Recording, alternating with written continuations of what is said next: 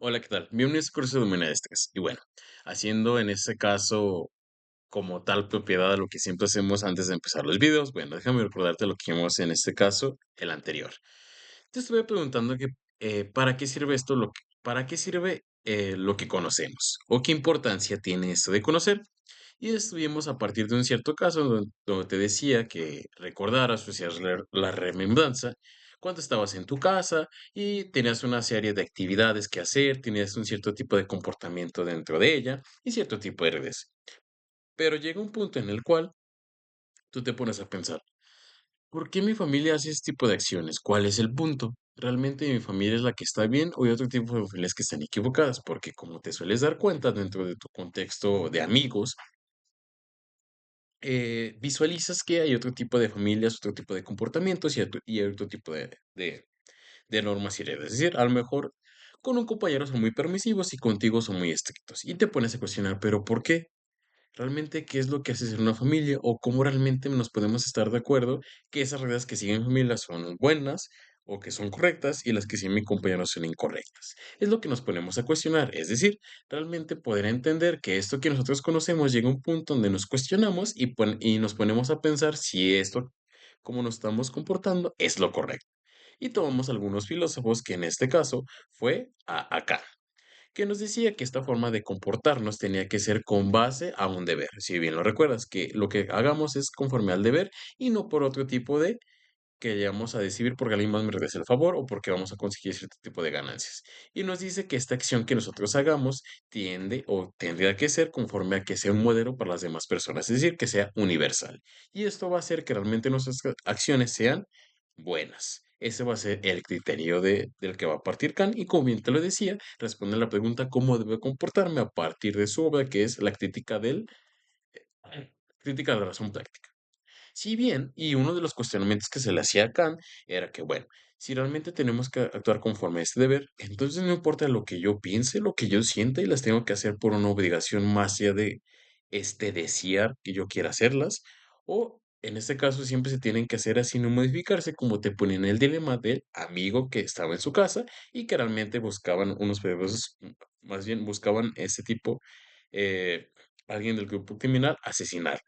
Y es cuando te cuestiona, bueno, ahí es mentir realmente sería factible o en este caso no tenía que mentir por mi deber ser. Es algo que se le proponía, es que se le criticaba en este caso a Kant.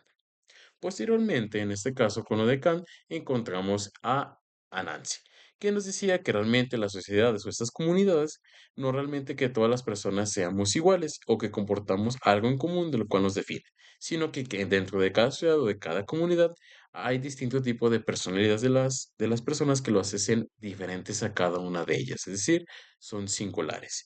Y una vez que nos damos cuenta de ello, surge algo que se llama fraternidad, en el cual no tomamos a la persona solo porque sea solo un ser humano, sino porque tiene otra concepción del mundo distinta, que a lo mejor podemos compartir o no compartir, pero que también es válida este pensar que tiene y que tenemos que entenderlo y también tenemos darle importancia a eso que nos dice. Por otro lado, en este caso teníamos a María de Lujones que nos decía, en este caso, que uno de los conceptos que partía era la sororidad en el cual nos dice que es la solaridad, en el cual nos damos cuenta que otras personas sufren y que otras personas están pasando por otro tipo de situaciones de las cuales a lo mejor en el momento yo no he pasado o que a lo mejor pienso que me pueden suceder y es cuando las apoyo. Y dice que principalmente que sufren ese tipo de marginaciones son las mujeres, a las cuales en este caso les tiene que apoyar o si tiene que inmiscuir en ese movimiento feminista, porque si bien a lo mejor no te han desaparecido una hermana, a lo mejor no te han matado una mamá, o a lo mejor no te han han acosado o a lo mejor no te ven pensión alimenticia porque no tienes hijos, pero este tipo de concepto de sororidad, que es la solidaridad, nos hace hincapié de que realmente nos puede pasar a nosotros, de que realmente a lo mejor hay que entender y comprender el dolor de esas personas o por la situación por la cual están pasando para apoyarlas. Y nos dice que estos sistemas realmente lo que tienen que hacer, los sistemas propiamente de poder, es hacer a un lado este tipo de concepciones que hoy en día se maneja como el machismo para darle hincapié y que no pasen las discriminaciones en torno a la raza, en torno a la cultura, en torno a la etnia o en torno a las preferencias sexuales de las mujeres que tengan. Y esto nos da pie a pensar que realmente lo que tenemos que hacer en tanto la filosofía como entra y como introductoria es el cuestionar.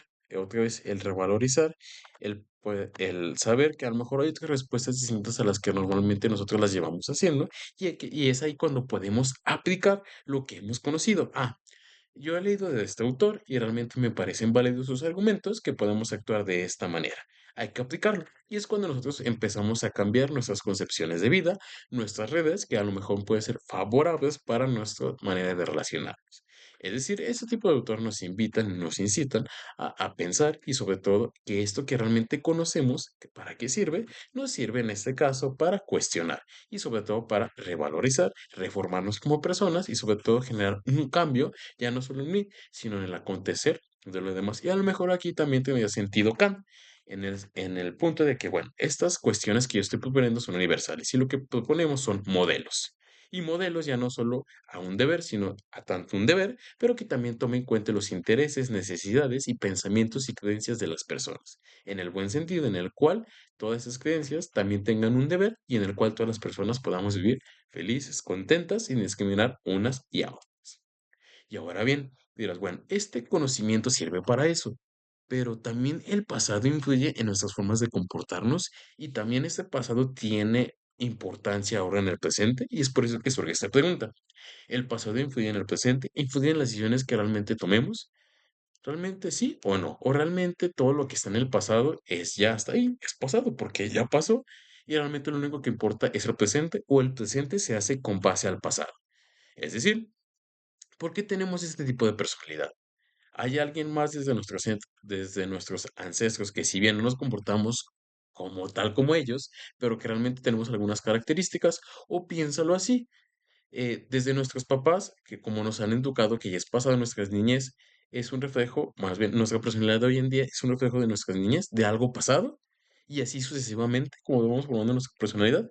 Es decir, realmente presente y pasado eh, se relacionan para, en este caso, ligarse y dar como resultado algo, o realmente son dos cosas distintas que no tienen relación. Y solo el pasado nos sirve para comprender cierto tipo de hechos que están ahí y que nos sirven nada más para eso, que son como para historia y cultura general. ¿O realmente podemos aprender algo de lo que nos ha pasado anteriormente? No lo sé. Es algo que realmente vamos a ver a partir de esta exposición y realmente se pueden responder estas dudas que te he generado o sobre todo que tratamos de dar una respuesta a esto que acabo de decir. Y bueno, recordando a Sócrates que realmente se decía que era un ciudadano que corrompía a los jóvenes y que realmente pues él decidió morir, por el cual él decía que tenía que seguir ese tipo de redes porque tenía que vivir conforme a lo que decía la sociedad de Grecia, nos dice a partir de esto en el Fedón, en su diálogo, que propiamente habla Aristóteles sobre la inmortalidad del alma. Realmente quería convencer a sus amigos que el alma era inmortal, es decir, que el alma no perece, que no muere y que realmente en este caso, por ende, la vida consiste en aprender a morir, es decir, no hay que tenerle miedo a la muerte, porque cuando nosotros morimos, nacemos, ¿sale? Y cuando nacemos, en este caso, morimos, algo que te voy a explicar. Suena muy confuso, pero a grandes rasgos lo que quiere dar a entender a Sócrates con esto que nos está diciendo en su diálogo El Fedón, que te invito a leerlo, que es algo muy importante, y da tres argumentos sobre cómo el alma es inmortal. Pero más allá de eso, lo que pretende darnos a entender es que aquí hace una división. Tenemos alma y tenemos cuerpo. Y al parecer lo que muere es el alma. O digo, más bien, al revés, lo que muere es el cuerpo y lo que persiste es el alma. El alma es inmortal y nos dice que realmente a la muerte no hay que tenerle miedo. Y te estás preguntando, ¿pero cómo o por qué? Bueno, para sostener esta idea, Sócrates, y en este caso propiamente Platón, nos dice que el alma, en este caso, existe y es lo único que perdura. Y nos dice que esta alma, antes de entrar en un cuerpo, ya existe en algo que se le llama el topus uranus o en el mundo de las ideas. Y nos dice que esas almas, antes de que bajen a la tierra y entren en un cuerpo, están vagando por ahí y que estas almas conocen todo lo que pasa en el mundo, es decir, conocen cuánto es 5 más 5, conocen por qué en este caso el cielo es azul, conocen en este caso el teorema de Pitágoras, conocen en este caso lo que es la hipotenusa, es decir, en este mundo de las ideas, según Platón, es lo están las almas y estas almas conocen todo. Y para Platón también toma en cuenta que lo único que importa o el conocimiento verdadero es el que se da en el mundo de las ideas. Y una vez que realmente nosotros fallecemos, lo que muere, como bien te lo decía, es el cuerpo. y lo que realmente vive es el alma. Entonces, esta alma vuelve a regresar al mundo de las ideas y pues por ahí está flotando. Y no quiere decir que el alma se vaya a quedar ahí para siempre, sino que otra vez baja al mundo al mundo físico, al mundo sensible como él lo llama, y otra vez se introduce en un cuerpo y otra vez ahí anda ahí por la vida. Es decir, el filósofo incita a que realmente el pasado, en este caso que está en el topos Uranus, repercute en el presente. ¿Por qué? Porque según para Platón, en este caso, este mundo en el que nosotros vemos con los sentidos es engañoso y es de paso. El único que importa es nuestra alma. Es por eso que decía o ponía relevancia a constantemente estarnos en forma, en el sentido de reflexionar, de pensar, porque eso se da mediante la razón, no se da mediante los sentidos.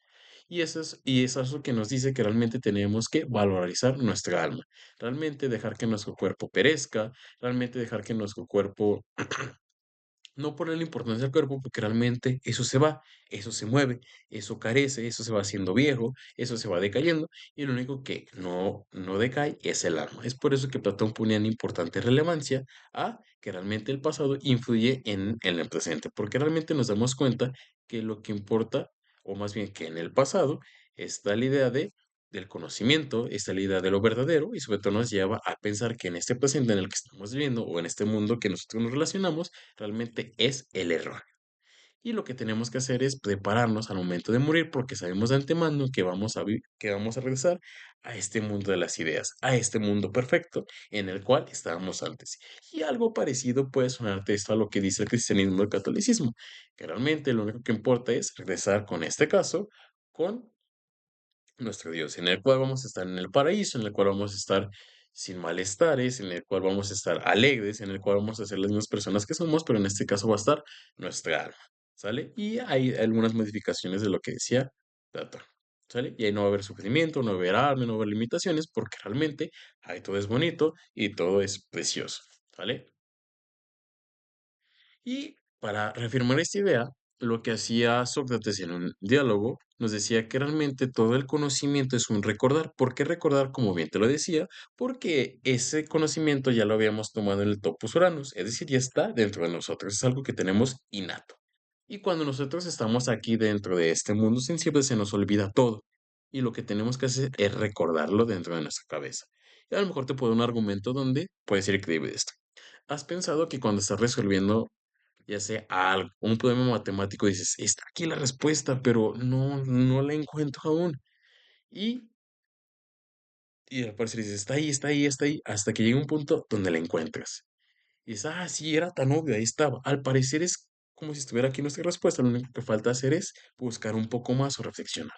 A eso le puede llamar que recordar, porque realmente lo único que estás haciendo es recordando de tu cabeza esa respuesta y eso ayuda en este caso a dar un argumento a favor sobre la teoría de Platón. No te estoy diciendo que sea correcta, ya sea descartada, pero esto puede, para que me entiendas, es como pensaba Platón, que realmente esos conocimientos están ahí dentro de nuestra cabeza y lo único que pasó hay que recordar.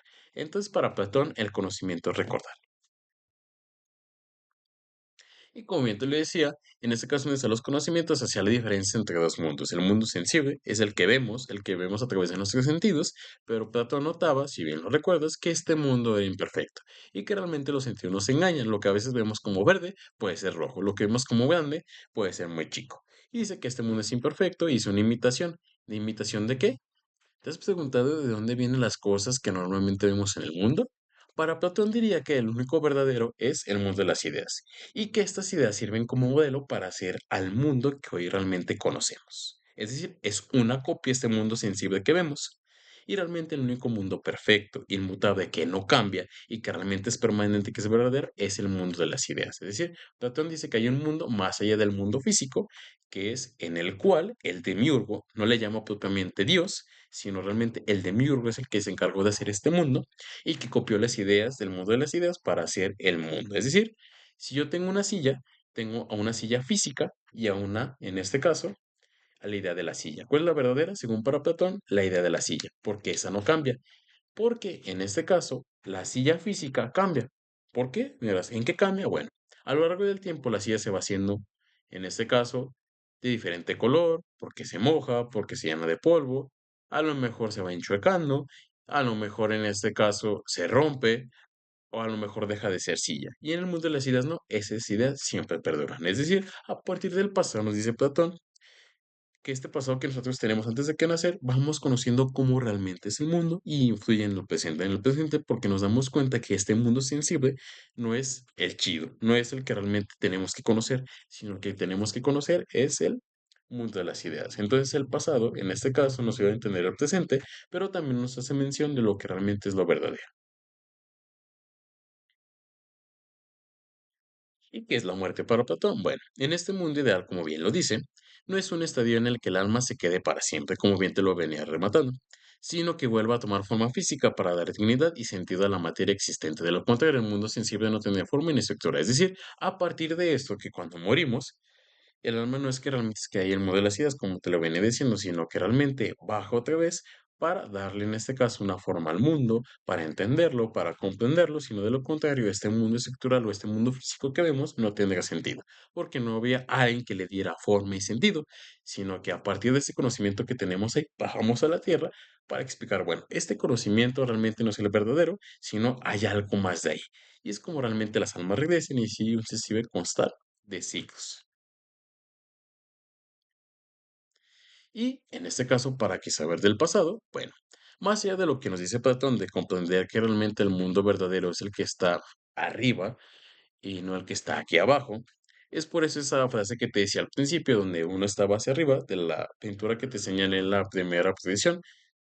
Creo que si no bien en esta o en Humanidades uno, que realmente había dos señores, uno que hacía con el dedo hacia arriba y otro que hacía hacia abajo, donde Platón anunciaba que lo verdadero estaba arriba, y en este caso el otro señor, también viejito, era Aristóteles, que decía que el único verdadero es lo que estaba aquí abajo. Más allá de eso, entonces puedes a pensar realmente, o más bien te hago esta pregunta que está ahí, ¿cómo podemos buscar en Google algo que no sabemos?